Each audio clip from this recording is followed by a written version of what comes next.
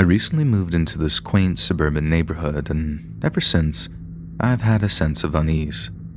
The residents here were friendly enough, always waving and offering warm smiles as I walked by, but there was something about their gazes that left me feeling on edge. One evening, as I returned home from work, I noticed a flyer in my mailbox, an invitation to join the Neighborhood Watch, a group of residents dedicated to keeping the community safe. I kind of laughed to myself, because I always thought that was sort of a thing of the past, but I considered attending a meeting, but my schedule was already packed and I had little time for social engagements at the time.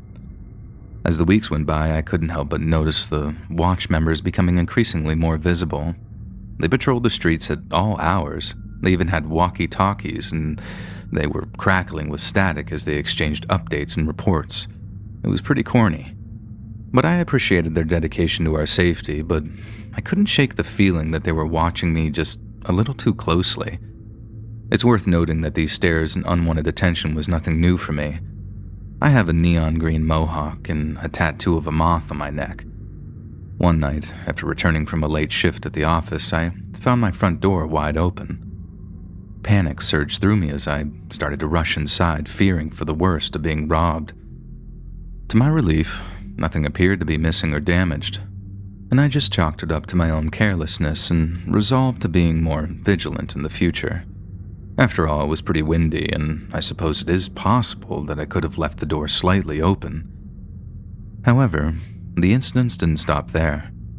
Over the next few weeks, I found my trash cans overturned, my garden sort of trampled, and my car vandalized. I reported these events to the police, but they were never any leads or suspects.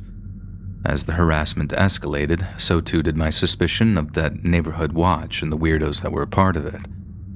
Through all of these incidents, the neighborhood watch was always outside and around, and whenever I questioned them if they had seen anything, they mostly just shrugged and seemed kind of unresponsive.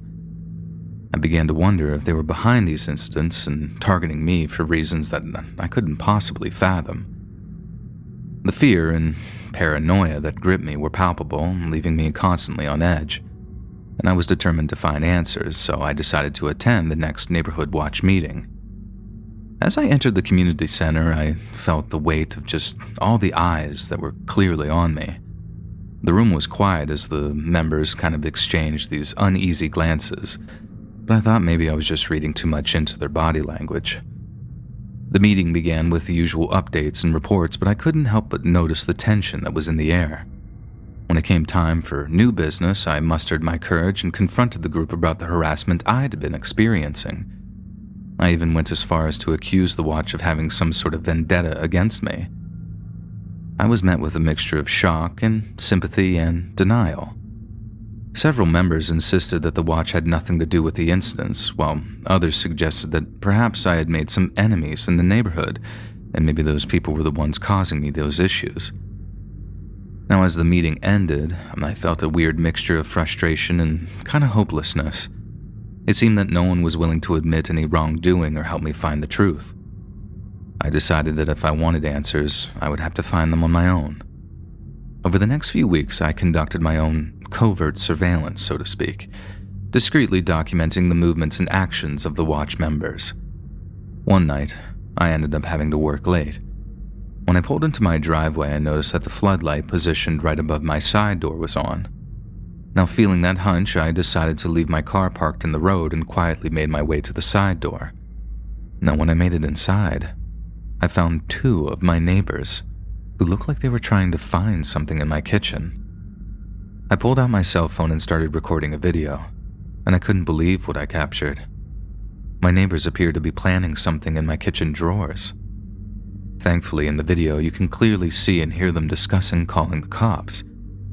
I remained hidden and allowed the two to leave my house. As I pieced together this weird puzzle, a chilling theory sort of emerged in my head.